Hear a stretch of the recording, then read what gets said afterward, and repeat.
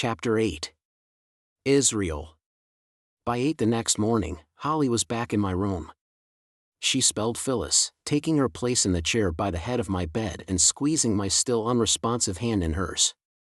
Around 11 a.m., Michael Sullivan arrived, and everyone formed a circle around me, with Betsy holding my hand so that I was included, too. Michael led a prayer. They were just finishing when one of the doctors specializing in infectious diseases came in with a fresh report from downstairs. Despite their adjusting my antibiotics overnight, my white blood cell count was still rising. The bacteria were continuing, unimpeded, with the task of eating my brain. Fast running out of options, the doctors once more went over the details of my activities in the past few days with Holly. Then they stretched their questions to cover the past few weeks. Was there anything in the details of what I'd been doing that could help them make sense of my condition? Well, said Holly, he did take a work trip to Israel a few months ago. Dr. Brennan looked up from his notepad.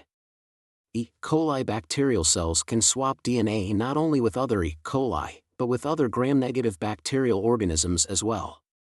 This has enormous implications in our time of global travel, antibiotic bombardment, and fast-mutating new strains of bacterial illnesses. If some E. coli bacteria find themselves in a harsh biological environment with some other primitive organisms that are better suited than they are, the E. coli can potentially pick up some DNA from those better-suited bacteria and incorporate it.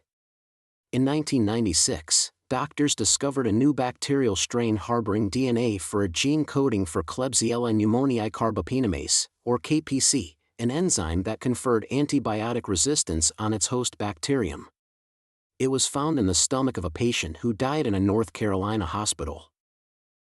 The strain immediately got the attention of doctors all over the world when it was discovered that KPC could potentially render a bacteria that absorbed it resistant not just to some current antibiotics, but to all of them.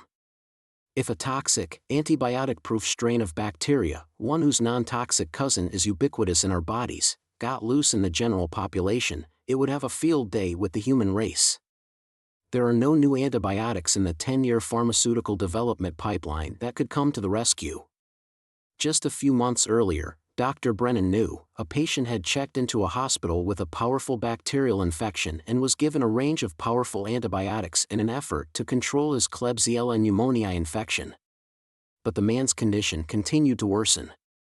Tests revealed that he was still suffering from Klebsiella pneumoniae and that the antibiotics hadn't done their work. Further tests revealed that the bacteria living in the man's large intestine had acquired the KPC gene by direct plasmid transfer from his resistant Klebsiella pneumoniae infection. In other words, his body had provided the laboratory for the creation of a species of bacteria that, if it got into the general population, might rival the Black Death, a plague that killed off half of Europe in the 14th century. The hospital where all this occurred was the Sourasky Medical Center in Tel Aviv, Israel, and it had occurred just a few months previously. As a matter of fact, it happened at about the time that I'd been there, as part of my work coordinating a global research initiative in focused ultrasound brain surgery. I'd arrived in Jerusalem at 3:15 a.m. and after finding my hotel had decided on a whim to walk to the Old City. I ended up taking a lone pre-dawn tour of the Via Dolorosa and visiting the alleged site of the Last Supper.